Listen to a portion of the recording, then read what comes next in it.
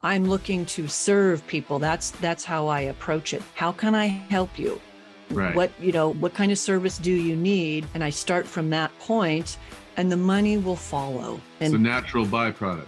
Exactly. Right? And I don't charge everybody all the time for stuff. I give away lots of stuff for free, and I'm happy to do it because I trust that God will do what he says that he's going to do.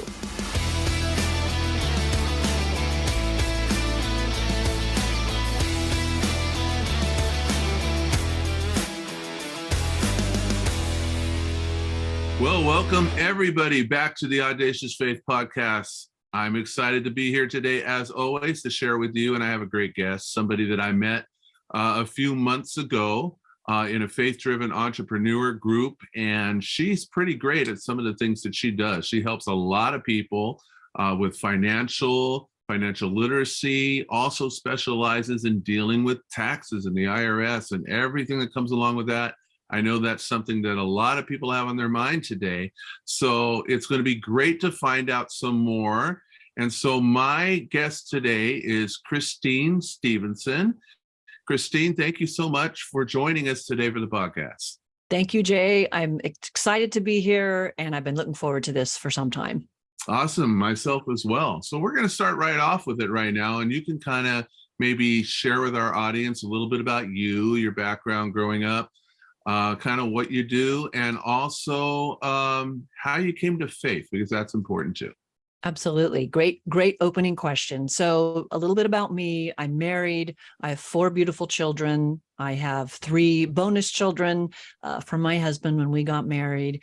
And I grew up on the West Coast. I'm from Washington State, family of 6. I have 5 brothers and sisters. I fall in the lineup. I'm number 5 out of 6.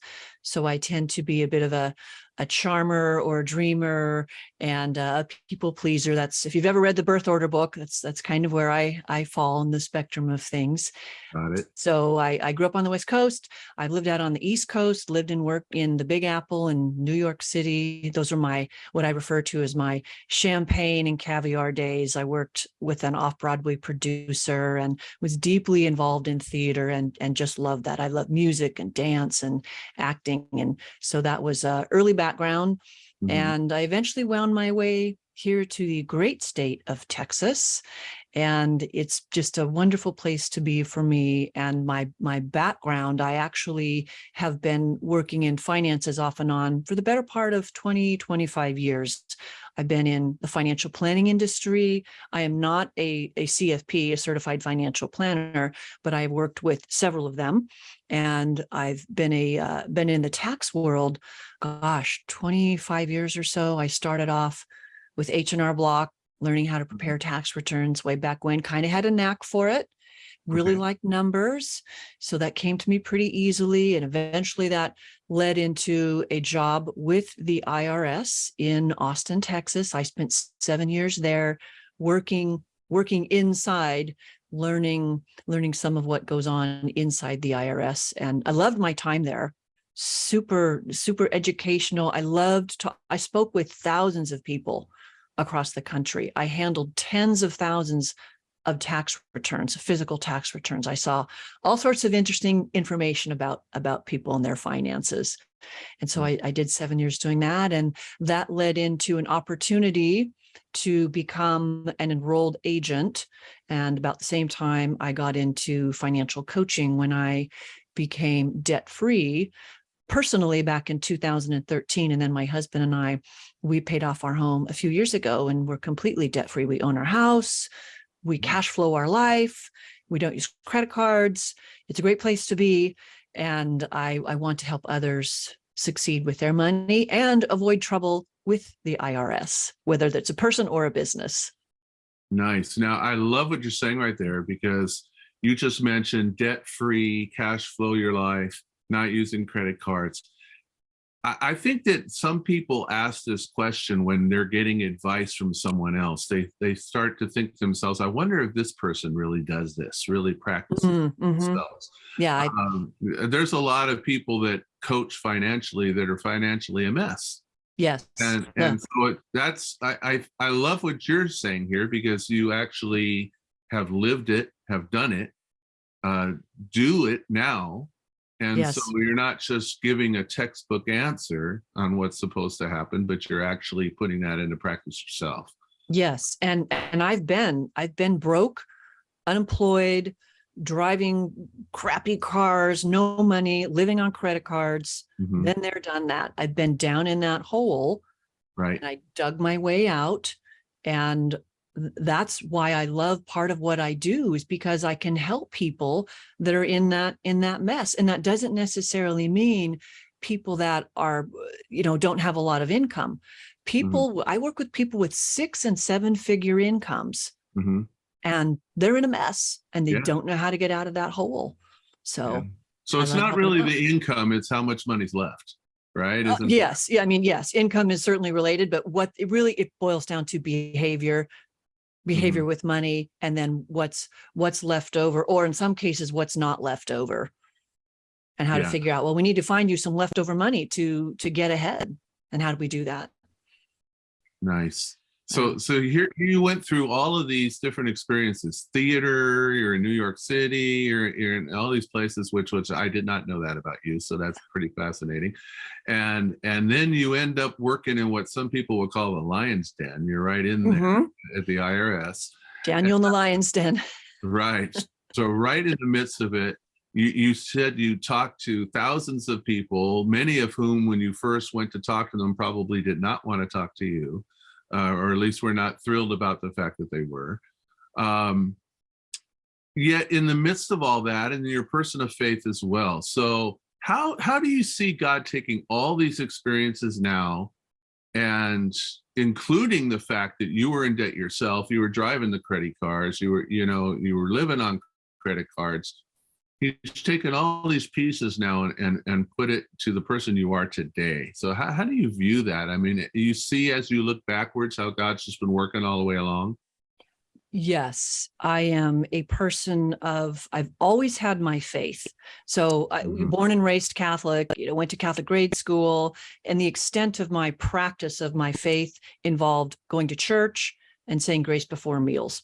And, not real deep, I got to be honest. And it wasn't until I was in my early 30s when I really hit some bad stumbling blocks in my life that I really embraced my faith and became aware what a gift it is. Your faith is a gift. I never understood that before. And now I do. And I embraced it. Got to just, love the Lord, really know Jesus. I mean, just, wow, what a difference it made. But the first, when you're a kid, you just go along to do whatever you're supposed to do. Your parents say you do. But as even moving through my teenage years and into my 20s, I didn't really embrace my faith. So when I got in my 30s, I did. And that was because I was in a hard time in my life.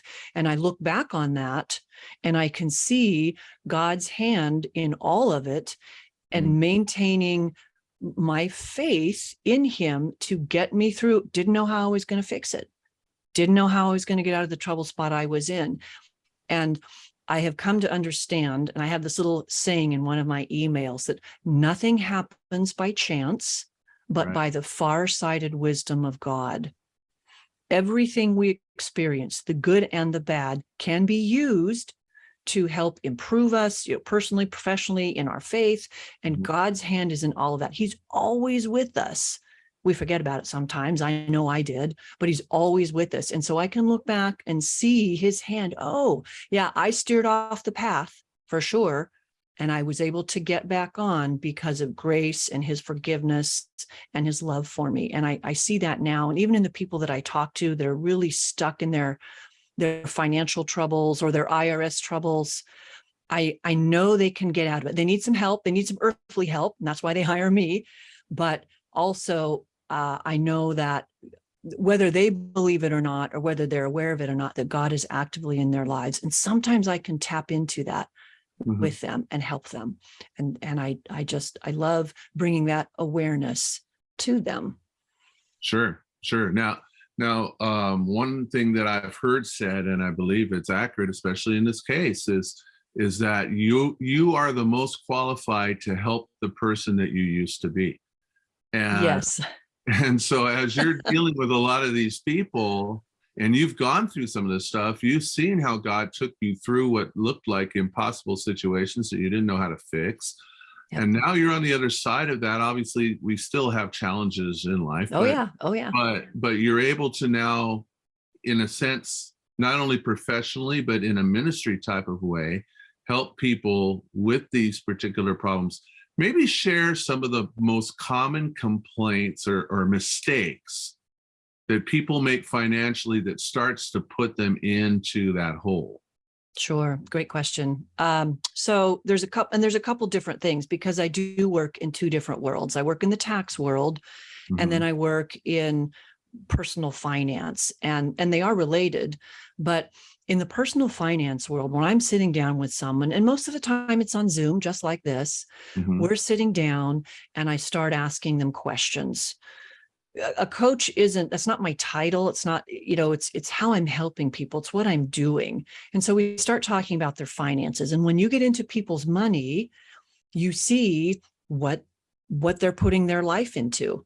And, what does the Amazon statement look like? What is the credit card? What are the bank statements? Where's that money going?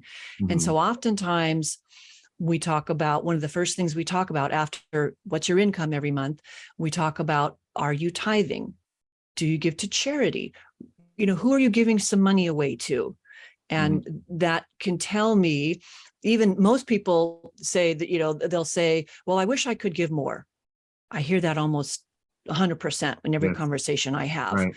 And so the mistake people are making with money is not, in my opinion, not prioritizing, to begin with, not including tithing or giving to charity, giving to others or organizations that need help. Because when you do that, you recognize that there's a world beyond your own self and your family, and that there's other people that are in need. Right. And so helping them might see that and identify that helps them develop greater awareness, also greater appreciation. When you are actively choosing to give money away freely, you prioritize and you get things in order a whole lot faster. And so not including tithing, charity, not including that as part of what you're doing with your money, that's a behavior, that's a choice. I think that's a mistake a lot of people make. And then just behavior in general, not understanding that going to McDonald's after soccer practice and you've got a kid, car full of kids, everybody's hungry, you didn't plan out dinner. What do? Pull into McDonald's and feed everybody. And nothing wrong with McDonald's. I love Big Macs. I love quarter pounder with cheese, but you're financing your fast food. Is that the best use of your money? And for most people, no, it's not. And so seeing that behavior, those mistakes with behavior, helping them change that is a huge thing. And then in the tax world, the reality is two things. Small business owners, whether they're self-employed, just themselves, or even a big business, I see it all the time. They commingle their money. In other words, they let their business money flow into their personal bank account. And that's a no-no. That's commingling. And the other thing is they don't set money aside to pay tax that's due. Biggest mistake. The money's not there. Right. So they're like 1099 and they're supposed to be putting that aside and they're not doing it.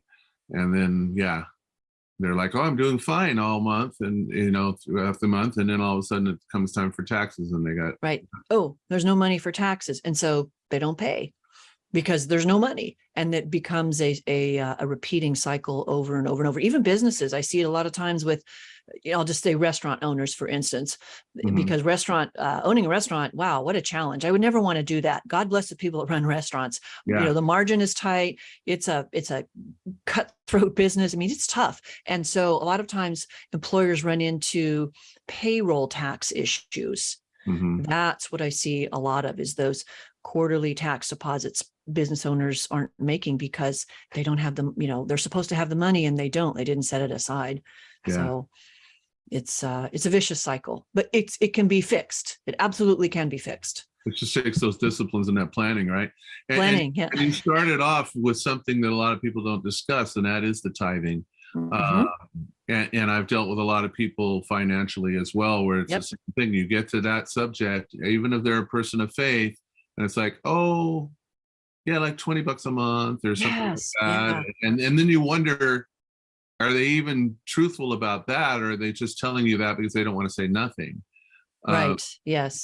But it's nowhere near. I mean, that's like 0.01% of their income. Yeah. Just a little tiny drop in the bucket. And what I see most frequently is people of middle income means. And I don't like to say middle class or low class. I don't like to use that word class. It's income. So middle income means, which interestingly is defined as wealthy by the government. What we would call, wealthy is middle income here in America. But they often, as a percentage of their income, give more to, whether it's church or a charity of their choice. They tend to give more. Not that wealthy people don't, but I saw a lot of tax returns before the Tax Cuts and Jobs Act in 2018. So Schedule A lot of people itemized their deductions. And that all changed with the tax law. People are still giving money away and whatnot and donating, but you don't see it as much now because of how they redid the tax law. Anyway, I would look at Schedule A at the IRS. I had their tax returns in my hand, and I'd see, well, what are they donating to? What are they giving away to? It was mostly curiosity. Had nothing to do with Internal Revenue Code or anything like that. I was just being nosy, looking at what Americans are doing. And some church of some denomination was listed on that Schedule A, followed by other charities and organizations. And these are, again, middle income families throughout the United States. So giving, the story in the Bible, with the widow, did she give from her want or her need kind of thing? Right. Yeah. And she's the one that gave up everything she had, and the others just what they could spare. Right? Yeah. And she gave more than all the rest. So definitely a great story there. I notice, and I'm sure you've noticed as well, that people that don't do that, they don't necessarily have more money because of the fact that they don't do it. Right. It tends to just go away on that McDonald's trip or somewhere else. Or it's amazing how when you don't give what, the Lord provides for you to begin with, he just finds a way that it's gone anyways. It's gone. Yeah, it's gone anyways. And tithing, that's a biblical concept, 10%, all of that. It doesn't have to be 10%. The idea is you are giving from a glad heart, whether that's $5 or 50,000, whatever. It's the discipline, and it makes you realize, this isn't mine. Right. Everything we have comes from God, and we're going to leave it all behind anyway, and so give back. It's when you give back, consciously, intentionally, it changes the priority of what you're doing with the rest of your money. That's what I find. Amen. Very good. So those are some of the common things you mentioned. Now, as you specialize coming with the IRS, and that you ended up, how did you, I don't know if you said it earlier and I just missed it.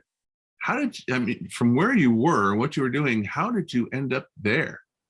So it was during that dark period of my life. I've been fired from my job.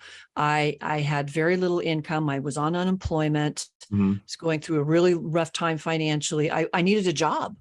And the temp jobs at the time, $8 an hour. That doesn't, even back then, that was back in 20 years, that was like 15 years ago, whatever time period that wasn't, very much money. And I was just looking for work, and I knew about, state jobs and how to access that information. I knew about federal jobs. I knew how to access that. Yeah. And I was looking in the greater Austin area because I live an hour north of Austin, and the community I live in is a little more close, and job opportunities were just great. So I was expanding my search, and I saw the IRS. They needed, they're called tax examiners. Oh, well, that's interesting. I know about tax. I know how to prepare tax returns. Maybe I can do something there. I have great customer service skills. I know how to talk to people. I know about taxes. And you would, a little secret here, you would be shocked to know most people at the IRS know very little about taxes in terms of tax preparation and what all goes into that. A lot of them don't. Okay. I happened to come in with that skill set. So it was I interviewed and, got the job. Did I interview? Actually, no, I submitted an application. It's kind of interesting. I submitted an application. I got a reply email that you meet the qualifications. Please show up at this address at this time. oh, okay, maybe I'm You going were for in an already. interview. I was in. Yeah. Well, I thought I was going for an interview. Well, it turns out there was 50 other people. Uh-huh. We had all been hired. None of us actually knew we had been hired. So we were getting fingerprinted, photographed, getting set to get our badge, taking an oath, to the Constitution. And what schedule do you want to work?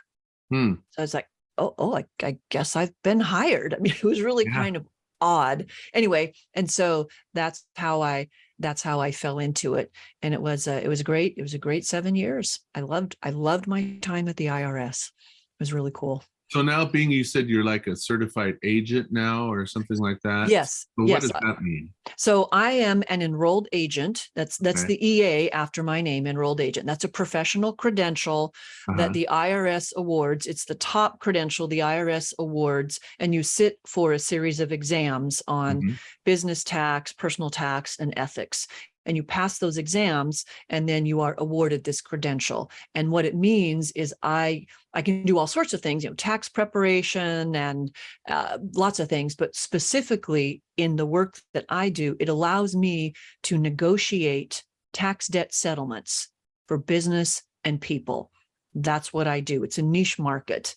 People give me power of attorney, and I do a deep dive into their account history. I find out what's gone on, in the past, and then what's gone on, what's going on right now.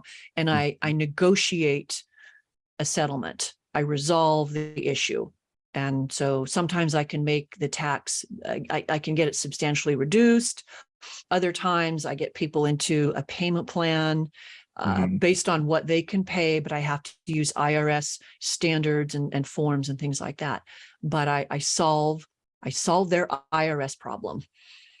And Gotcha. and that's what that credential allows me to do. Any tax problem, anything in front of any department at the IRS, an audit, I can submit offers and compromise, all sorts of things. So it's very interesting. Okay, so yeah, it does sound interesting.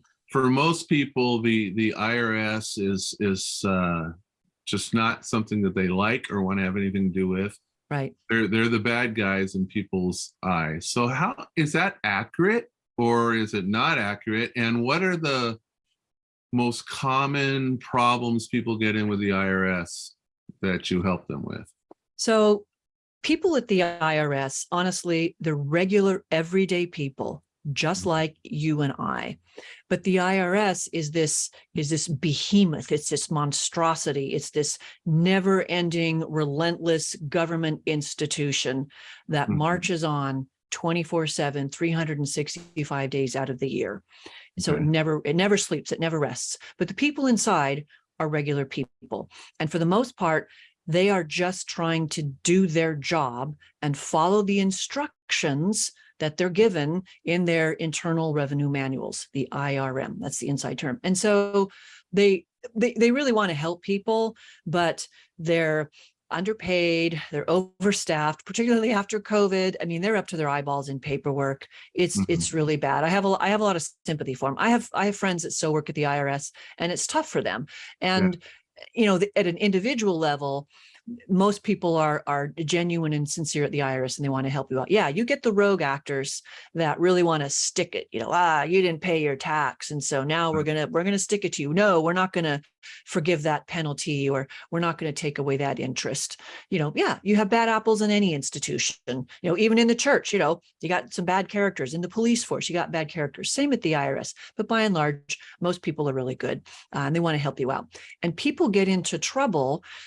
It's not that they're intentionally, for the most part, not paying their taxes, because they're scared. Or they don't have the money. They don't know what to do. There's a lack of knowledge, and it's the IRS. The IRS has great power. Yeah, they can levy your bank account, take the money out. They can put a lien on your house. Those are, and when that happens, a couple of years have gone by before they do something like that. Yeah. Because you've ignored letters. People, they're afraid, they don't know what to do. And the IRS has done some really bad things, for sure. So there's a fear out there, but I love going up against them. So I'm not afraid of them, So getting professional help, now that's one of the things, because it's in the news right now. Obviously, there's the talk about how if it ends up actually happening. They're looking to add, what was it, like 80,000? 87,000. Yeah, so that's a lot. That's a lot. So the average person, when they hear that, they're like, oh boy, they're girding up this force now to come against something that I've heard, depending on which network you watch. So I'm going to ask you if this is accurate or not, because this comes to my mind. I heard that for the most part, even though people think the IRS more goes after higher income, I heard it said that the higher income often can afford the people to help them. So the easier fruit that they often go after are the lower income that can't afford that help. Would that be accurate, or you don't think so? Partly. It's not that they're going after people that can't afford to find the help, because the IRS, personnel, I mean, the actual individual, the auditor, the revenue officer, they don't know who you've got in your back pocket to hire. Yeah. I think more what it is that wealthier people, okay, yes, they have more money. They can afford to hire, better CPAs perhaps than an average CPA. Yeah. I mean, that's true in many professions.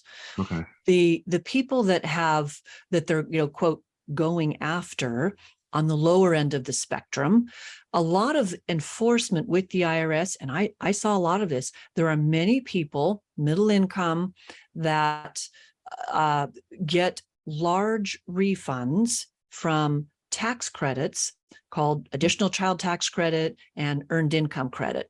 Yeah. And they're not supposed to get it because they have wrongly claimed dependence on their tax returns. Oh, okay. And parents, when they get divorced, one parent, I've seen it all the time.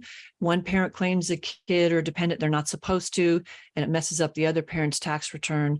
And enforcement at a lower level is enforcing the rules of who is eligible to claim some of these tax credits. People claim it wrong all the time, intentionally and unintentionally.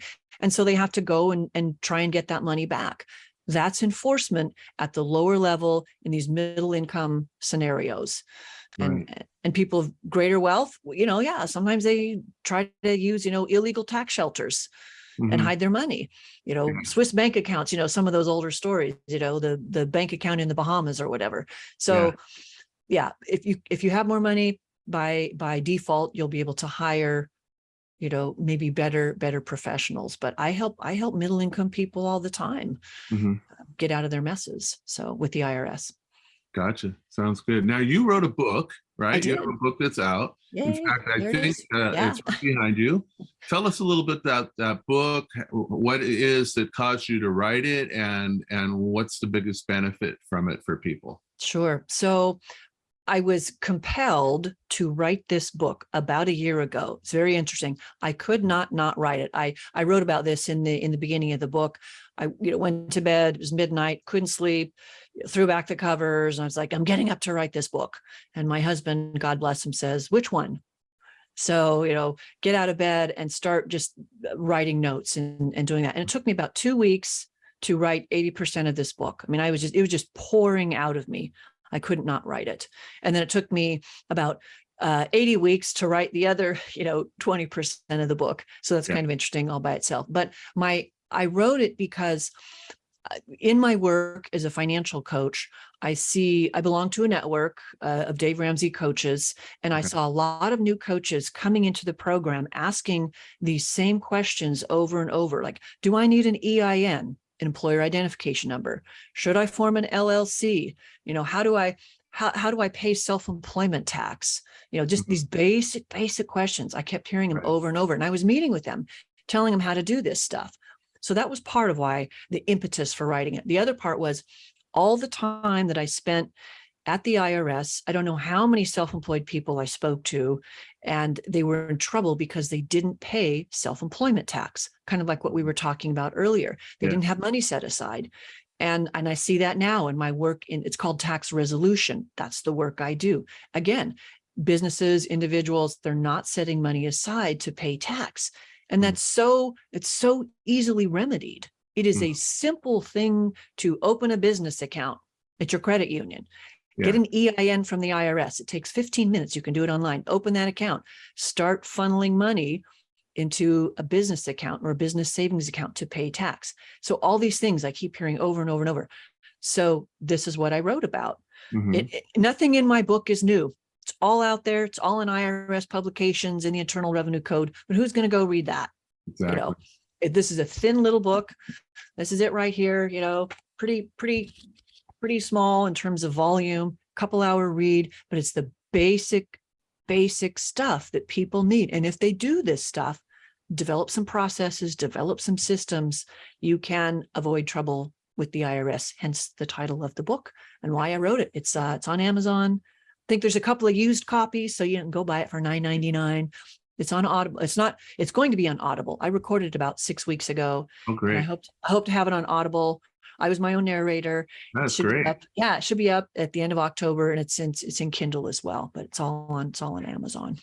Hey, for those who've wanted to do that, how hard is it to be your own narrator? What's the process on that?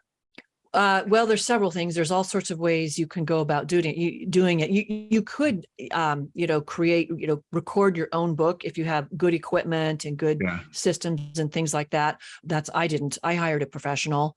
I have training. I've acted. I sing. I know about supporting my sound and all sorts of things. And I love to read. I've always wanted to do voiceover work. And I have a radio show now, which is also great. And so I knew it was my book, it was my words. I knew what I was doing behind it, and I read well, and I have some of the skill sets necessary to read, and I sort of understood the process. And I have a daughter that works in the industry, and she knows people, and we got it set up and done. But you want to hire a professional. It's not inexpensive. It costs money. Yeah, no lie, but what you can do is amazing, and I was thrilled to be able to read my own book. So, well, I think it's great that you did it, because I know one thing when I use Audible a lot, and I will say, especially if I know who the author is, it just isn't the same for me if it's read by somebody else. Oh, okay, yeah, I've listened to a few Audible books. Yeah,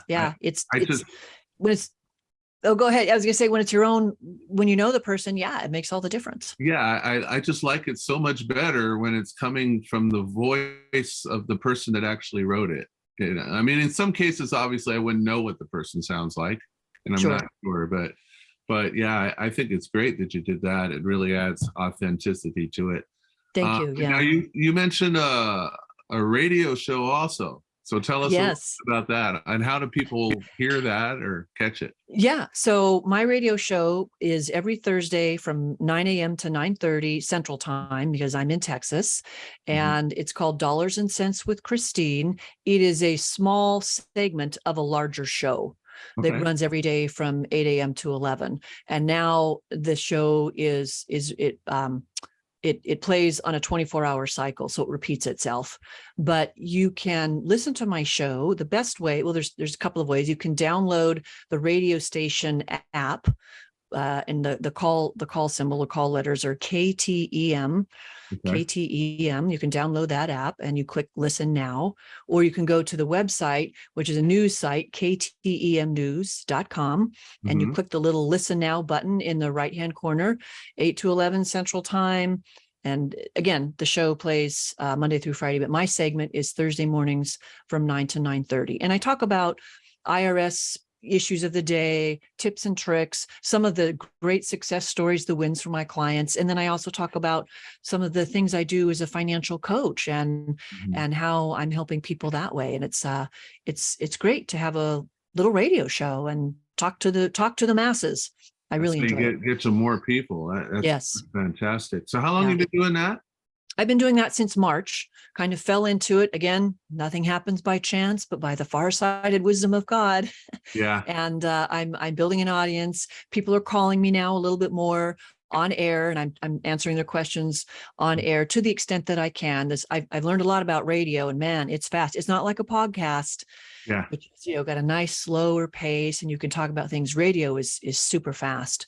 So I've discovered that I can't answer their question as fully as I would like to. So I have to talk to people off air and call them and talk to them behind the scenes, so to speak, and see. Good, though. They're able to have that contact with you, and you're able to help them. So, Yeah. so is that? I was going to ask you with faith, because we mentioned faith, and obviously you said that, you know, as God gives the opportunity, it's not always there, but sometimes it is, it isn't.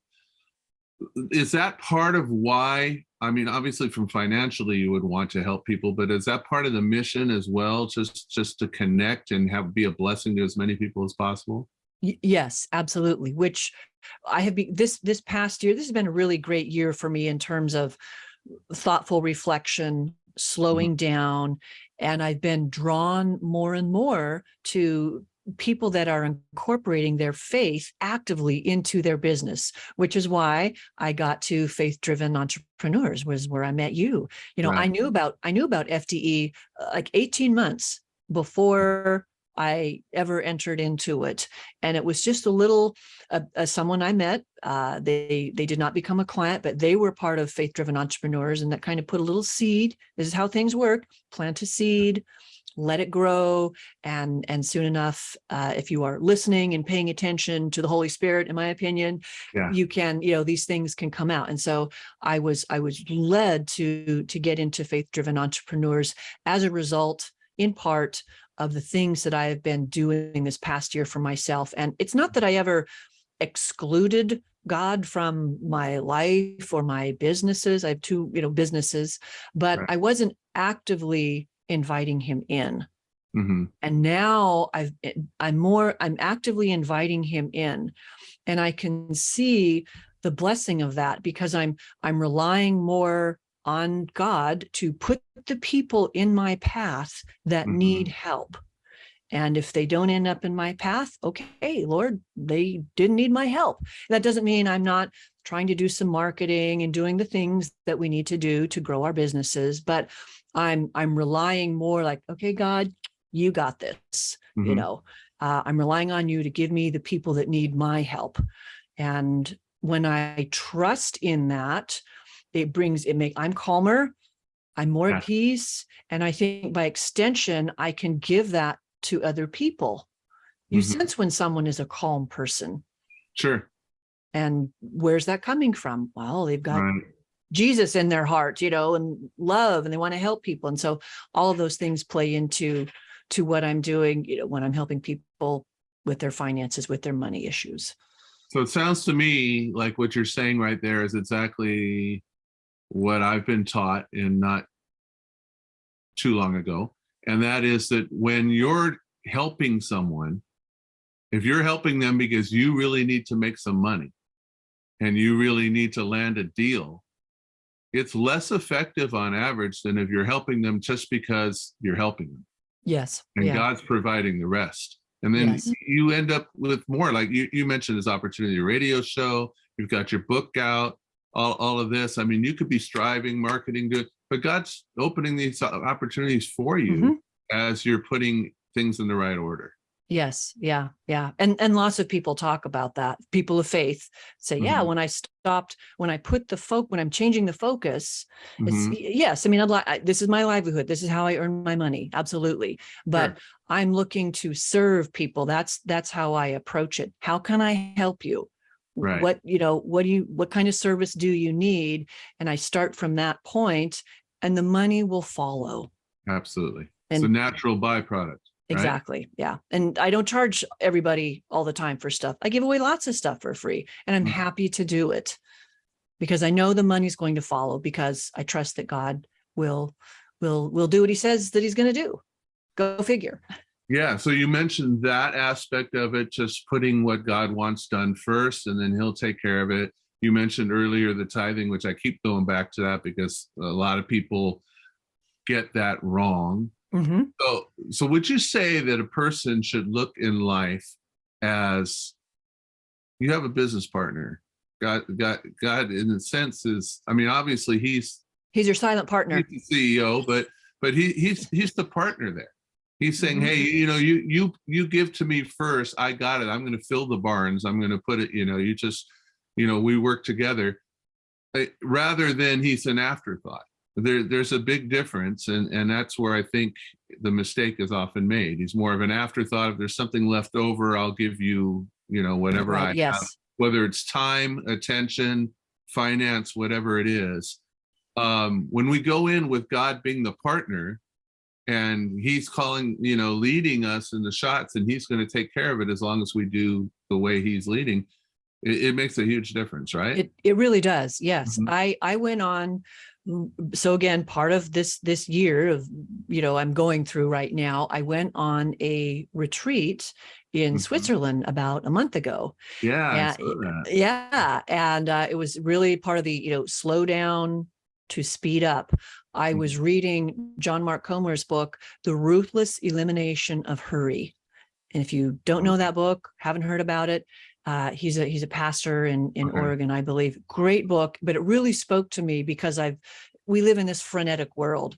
Sure. Everything is now, iPhones, instant, whatever. And there's nothing wrong with technology, but wow, how easy it is that it can take over. It can just take over. And so this book, this retreat was really for me to force myself to stop it, to slow down, to get outside. I love nature. I find God in nature. I grew up in the Pacific Northwest, mountains and trees and rivers and oceans. It's all there. So Yeah. nature really speaks to my heart. And I work in my house. I'm here. I could be here all day long, but I have really implemented go outside. Mhm. No iPhone, don't listen to a podcast, just be in nature, be with God, allow that to seep into me, into my day, actively in my day. And I feel so much better. Yeah. And I can serve people better.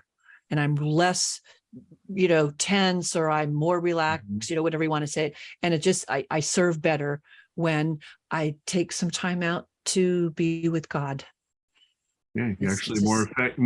more effective. With helping in tune with him than just trying to do it on your own. Yeah. And I tend to like to do things on my own. I'm a do-it-yourselfer. Of course, as we most do, right? Most of us Right. have that tendency. So we're gonna have just a couple more questions here. Mhm. Any goals? I mean, obviously you're doing a lot of good stuff right now, and Mhm. this is the moment that we're there. Is there anything else that you sense God leading you to? Is there something that he's thrown out there as a vision? It's more personal, honestly, as opposed to a bucket list of I got to do this, this, and this. It's really more about learning to say no to some things. Okay. That's very important. And saying no to things. It's not that they're not good things, but is it me taking on something that's going to cause more time or more responsibility that's not really in line with where I would like to go? And if I take that thing on, well, am I like squeezing out time? Now I'm like, I got to find even more time to find time to spend with God. So saying no to things, continuing to allow God's grace and his presence to really permeate my work, what I am doing, because I have this battle. Sometimes I go back and forth, and I really need to continue to slow down and actively. A lot of my life, I have been reactive to life, which is why I've gotten in some of the situations I've gotten into, versus being proactive. And when I'm proactive, I'm going outside and I'm just going to look at the clouds and think that, oh gosh, God is up there watching over me right now. He's got the whole world in his hands, and bringing that into. So that's what I feel called to right now at this season of my life, is to more actively be really consciously inviting the Lord into my personal life, into my businesses as well. Amen. So you're talking about seasons of life. So that's my next question. We're going to take a little time travel back, all right, to a different season of life. Okay. You're going to get out of the time traveling machine, and you're going to run into yourself at 18 years of age. Yeah. This is a very common question these days. People like to ask it. But it is fascinating to think about. So you see yourself as an 18-year-old, and that 18-year-old sees yourself as you today as well. So there's two sides of that. Yeah. What do you want to tell that 18-year-old, and what is that 18-year-old thinking when they see you? So I was thinking about this question as in prep for this. I was trying to I was thinking about, okay, what was I doing when I was 18? Who was I listening to? Who was I not listening to? What were the things I was doing? What I would tell that 18-year-old self is actually, this is the first thing that came to mind. And I might get a little emotional. So give me a moment. Sure. My mom gave me a Bible when I was a senior in high school, and I was 16 at the time. Okay. And I love my mom. I know she loves me. My parents, their love language is not an emotional display of affection and things like that. Their love languages are gifts and acts of service. Okay. And so my mom gave me this Bible, and I know I can vaguely recall she was trying to help me or tell me something, but I was, 16, wasn't listening to my mom, and didn't have a terrible relationship, but didn't have a warm, close, loving one either.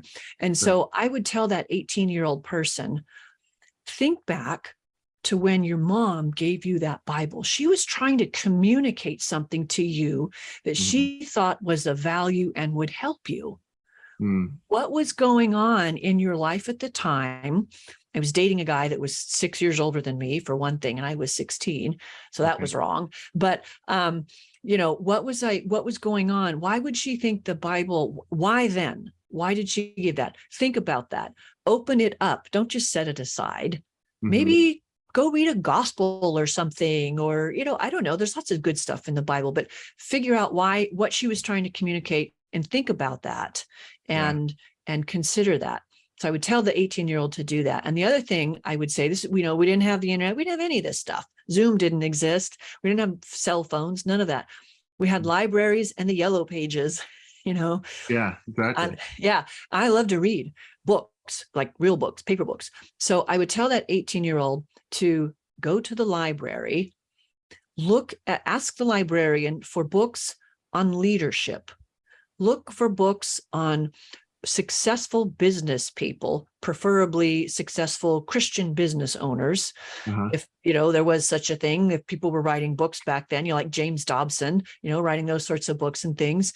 I didn't have any mentors or anything like that. I was I wasn't an only child, I had 5 brothers and sisters, but I'm very happy being by myself. I didn't have a large circle of friends and things like that. So I was used to being alone and doing my own thing. So I would say, go spend some more time in the library and quit reading books on animals, which I loved, horses and things like that, but read books on leadership and entrepreneurship and self-improvement and Christian-based business owners. That's what I would tell that 18-year-old. Okay. And then the question that turns around on that is, would the 18-year-old looking at you now, would she be like, what do you think she would think? She would say, wow, your life really took a couple of wrong turns for the worse. You should have been reading that Bible, that your mom gave you. But she would say, would you have ever thought you would author a book? Nope. Would you ever think you'd have a radio show? Nope. Would you ever think you'd be running 2 businesses starting at age 50? I'm 55. And so I started this self-employment venture back when, 5 years ago when I was 50. Same exact age. Yeah. So it's like, nope, wouldn't have thought that. So, so she would say, wow, you've really, turned some corners in your life. You've been through some hard spots, and good for you for not losing your faith through all the trials and tribulations that you have gone through, and double down on that. Down on that now, for sure. So I think those are some of the things maybe that person, that 18-year-old would say to me. So awesome. Well, hopefully, I know those encounters don't happen, but if they were to happen, there would be some listening from the 18-year-old. Yes. Yeah. I didn't listen too well when I was 18. Yeah. All right. So last question. I've really enjoyed this, by the way. Thank you. Yeah, this has been great. Thank you. Very informative. I know this will be a great blessing to people. And I definitely would encourage them, which I will at the end, to reach out to you if they need some help. For the person out there that's searching maybe right now, I mean, they may be around our age, or they may, be younger, whatever stage in life. And they're looking for that meaning, because life is so busy, as you've mentioned already. Yep. And you can just get caught up in it from one thing to another, but not even, when you sit down, not even know why you're doing it. Yeah. How can the faith that you personally have, do you think, make a big difference in their life? So the faith that I have, I know it's a gift, and not everybody has that gift or knows how to accept it. So it's a gift to begin with. And so if someone was searching to either find their faith or find meaning in life, I could say that if you don't have it right now, I have enough for both of us, and I'll lend you some of mine. Nice. And I'm going to help you through whatever it is you're going through to figure out what it is you're trying to figure out. And there's always hope, even if older people, for instance, maybe they've had just a really hard life for circumstances beyond their control. A lot of stuff that comes to us, we bring on ourselves, but a lot of it too is outside of our control. Sure. You can't help with the family you're born into or the circumstances you're born into, whatever. But I would imbue them with, there's always hope. You were made, God wanted you in this world. You were created in his image and likeness, and you are here for a reason. Now, maybe you haven't figured that out yet, but it's never too late to figure that out. And so I would say that, here's some of my faith. I'm going to let you borrow some of it until you have your own, and until you become aware that, there's a purpose and meaning, and you still have time to do stuff in your life. And it's okay if it's a struggle. Nowhere in the Bible does it say that life is easy. True. It is a struggle. So walking alongside someone, my faith, I can walk with someone in their walk because I'm in my walk. And I just feel that would be of value to help someone have hope. Yeah, absolutely. And with no challenges, there's no growth, right? I mean, right. Oh, right. Yes. So yes. Awesome. I've had plenty of opportunities to grow. Yeah, but it's definitely been a part of making you who you are today, to be able to continue to help more people. Yeah. And speaking of that, as we close this up today, and again, I thank you so much for the time you spent with us. What is the best way if people want to reach out to you? Obviously, they can buy your book.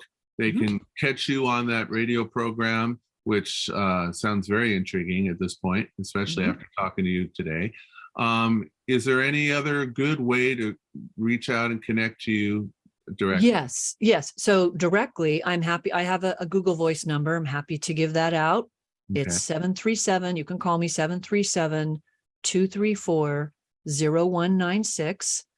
I have a landing page that I created. It's Kristine Stevenson, EA.com. There's a big green button in the upper right-hand corner that says get your free strategy session. It's mostly designed for tax, but it doesn't matter if you don't have to have tax issues to talk to me, just financial issues in general. But you can get a strategy session with me. That link, that big green button will take you to my calendar, and then you drop your name and your information on my calendar, and I'll call you and we'll have a conversation. Everything in what I do starts with a conversation. I ask questions, try to figure out what's going on. So 737-234-0196. Nice. There you have it. So if you have been impressed or have been definitely benefited by what you have learned from Kristine in this particular podcast today, feel free to reach out to her if you need her help. She's a great person. She definitely wants to help you out. And I trust her with the way that we've come to know each other. So I definitely would recommend her. And we've just had a great time. So whatever it is that the Lord is speaking on your hearts, for those of you watching, we encourage you to have that faith, to take that step forward, and to know that there's nothing that, as God leads you to do, that can't be done with his help. So God bless each one of you. Thank you for joining us today. This has been the Audacious Faith Podcast. God bless.